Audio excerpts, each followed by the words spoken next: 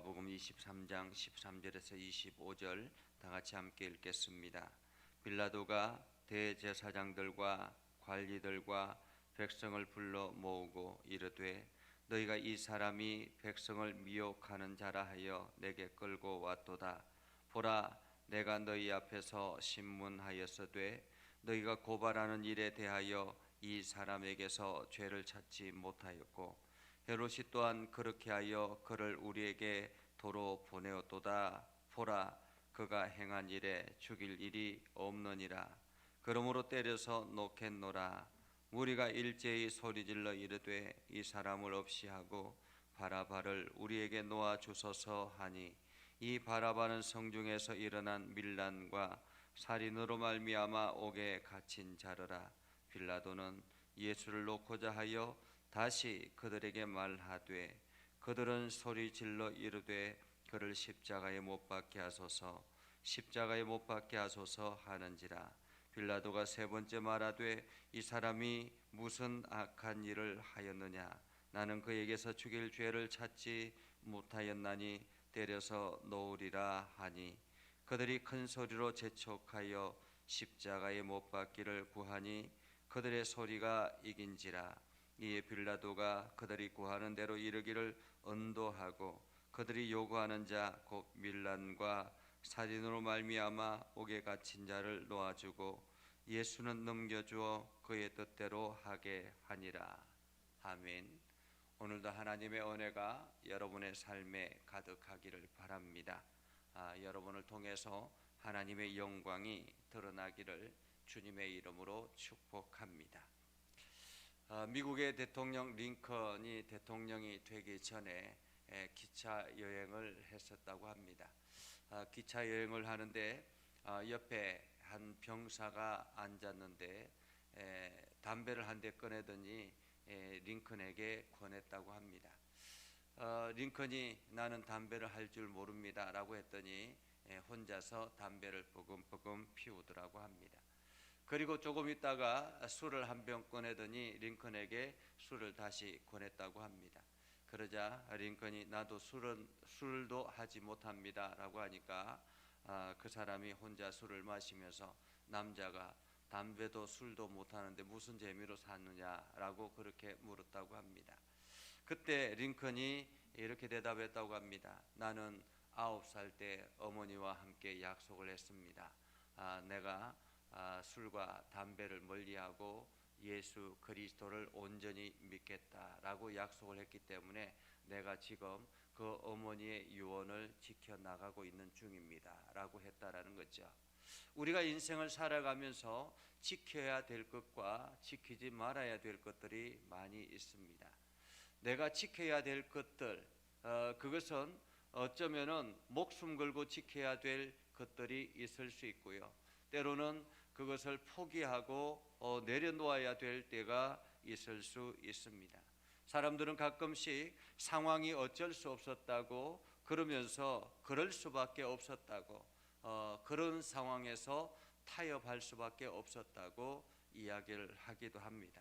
그러나 많은 선교사들과 많은 전도자들이 목숨 걸고 지켜왔기 때문에 오늘날까지 복음이 유지되어 있지 않나라는 생각을 해봅니다. 오늘 어쩌면은 세상적으로 봤을 때는 참으로 억울한 한 사람을 우리는 만나게 되지요. 그것은 바로 빌라도입니다. 우리가 매일마다 사도신경을 할 때 본디오 빌라도에게 고난을 받아 십자가에 못 박혀 죽었다고 끊임없이 이야기하는 사람이 빌라도입니다. 그런데 오늘 성경에 보면 빌라도는 어쩌면은 예수의 죽음에 대해서 세상적으로는 하등의 이유가 없다라고 이야기할 수 있겠습니다. 오늘 본문의 말씀을 보면 대제사장들과 서기관들이 예수님을 밤에 한밤중에 잡아서 신문을 하고 그리고 난 다음에 그를 끌고 새벽같이 빌라도에게 찾아왔습니다. 어쩌면은 빌라도는 새벽에 갑자기 사람들이 몰려와서 이 예수를 잡아 죽이려고 하니 얼마나 당황스러웠겠습니까? 빌라도가 뜰에 있습니다. 그리고 대제사장들과 관리들과 백성들이 있습니다. 수많은 사람들이 주변에 몰려 있습니다. 그리고 그의 앞에는 예수가 있습니다. 빌라도가 예수에게 끊임없이 질문을 합니다. 질문을 해도 아무런 제목을 찾지 못했다라고 성경은 말합니다. 14절에 보면 너희가 이 사람이 백성을 미혹하는 자라 하여 내가 끌고 왔는데 보라 내가 너희에게 앞에서 신문하였으되 너희가 고발하는 일에 대하여는 이 사람에게 죄를 찾지 못하겠노라. 빌라도는 지금 예수의 죄를 찾지 못하겠다라고 이야기합니다. 그리고 헤롯도 또한 그렇게 하였더니 그도 죽일 일을 알지 못했다라고 이야기합니다. 죽일 죄를 찾지 못했기 때문에 내가 때려서 놓아주겠다라는 말이죠. 그러자 어떻게 합니까? 18절에 보면 무리가 일제히 소리를 질러 이르되 이 사람을 없이 하고 바라바를 우리에게 놓아주소서. 무리들이 일제히 소리 질러서 아마도 거기에 둘러있는 모든 사람들이 일제히 소리 질러서라는 것입니다. 여기에 무리들은 어떤 사람들이었을까라는 생각을 해봅니다. 그때 당시에 예루살렘에 있던 모든 사람들을 이었겠습니까? 그렇지 않았겠죠. 많은 사람들이 예수님이 예루살렘으로 들어갈 때 환호하고 외쳤던 사람들이 있습니다. 그런데 그 사람들은 지금 다 각자의 집에 있었겠죠. 지금 이 무리들은 예수를 잡아 죽이려는데 앞장서고 함께 마음을 모은 사람들일 것입니다. 우리가 가끔씩 보면 인터넷이나 이런 여론전을 하는 경우들이 있습니다. 그 여론이라는 것이 한쪽에 대부분의 사람들이 거기에 동조하는 사람들이 함께 나누는 이야기들이죠. 그런데 거기에 동조하지 않는 사람들은 대부분이 그 여론 조사를 하거나 하는데 거기에 아예 대꾸조차 하지 않는 사람들이 대부분입니다. 저도 계속 전화가 오면 받지도 않고 그냥 끊어버리는 경우들이 대부분이죠. 이것처럼 대부분의 사람들은 그 여론에 동참하지 아니하고 아예 거기에 대해서 말하지 않습니다. 그런데 일부의 적극적인 사람들이 그 여론을 조성하고 이것이 마치 전체의 여론인 것처럼 그렇게 여론을 몰아가는 경우들이 있습니다. 어쩌면 빌라도 앞에 있는 그 수많은 사람들, 그 사람들은 대제사장들이 만든 여론몰이라고 말할 수 있겠습니다. 그들이 일제히 함께 소리를 높입니다. 이 사람을 없이 하고 바라바를 놓아 주십시오라는 거죠. 바라바는 밀란을 일으키고 사람을 죽이는 살인자입니다. 그럼에도 불구하고 폭동의 주동자였던 사람을 죽였던 사람, 그러한 사람을 놓아주고 오히려 이 예수를 죽이라고, 죄 없는 예수를 죽이라고 소리 높이는 무리들을 봅니다. 그러자 빌라도는 또다시 이야기하죠. 예수를 놓고 다시 그들에게 말합니다. 이 사람이 무슨 죄를 지었느냐고. 나는 이 사람의 죄를 찾지 못하겠다고 이야기합니다. 그러자 무리들이 더 큰 소리로 외칩니다. 그를 십자가에 못 박으소서. 그를 십자가에 못 박으소서. 빌라도가 세 번째, 어쩌면은 이 빌라도는 예수를 진심으로 놓아주고 싶었던 것 같습니다. 사실 다른 성경에 보면 빌라도의 아내가 아침에 일어나서 지금 예수의 그 재판하기 전에 이야기하죠. 내가 어젯밤에 꿈에 보니까 아무래도 조심해야 되겠다라는 이야기를 언지를 주었기 때문에 빌라도는 지금 예수를 죽이는 일에 앞장서지 않으려고 했던 것 같습니다. 그렇게 세 번째, 이 사람이 무슨 악한 일을 했느냐라고 이야기하죠. 나는 그를 죽일 죄를 찾지 못하겠노라. 그럼에도 불구하고 무리들은 더 큰 소리로 재촉했다고 합니다. 무리들은 더 큰 소리로. 그러자 빌라도는 하는 수 없이 그 무리들의 소리를 듣고 그들이 구하는 대로 그들이 구하는 대로 언도하고 그들이 요구하는 자 곧 밀란과 살인으로 말미암아 옥에 갇힌 자를 놓아주고 예수를 넘겨주어 그들의 뜻대로 하였더라라고 말합니다. 그들의 뜻대로. 어쩌면 빌라도는 예수를 놓아주려고 최선을 다했다라고 말할 수 있겠습니다. 이것이 인간적이고 세상적인 시각이죠. 그러나 분명한 것은 빌라도는 그 무리들의 소리에 져서 그 무리들의 소리 때문에 이것이 폭동이 일어날까 봐 여러 가지 생각을 해보고 그리고 합리적인 판단을 한 것이죠.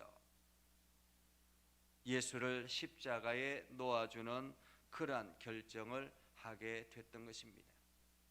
때로는 우리가 목숨 걸고 지켜야 될 가치가 있다라고 이야기하지 않습니까? 우리가 이 땅에 살면서 때로는 포기해야 될 것이 있고 그 포기할 것들 중에서 내가 소중하게 여기는 것들이 있을 수도 있습니다. 그러나 그것보다 최우선의 가치가 무엇인가를 우리는 생각해야 되는 것이죠. 오늘 우리가 세상의 모든 것들을 다 포기한다 할지라도 포기하지 말아야 될 것이 있습니다. 그것이 바로 예수 그리스도에 대한 복음의 사역인 것입니다. 예수 그리스도의 복음을 놓치면, 그것을 포기하면 모든 것을 잃는 것과 같다라고 말할 수 있습니다. 건강을 잃는 것, 우리가 재산을 잃는 것, 이러한 것들도 정말로 중요하죠.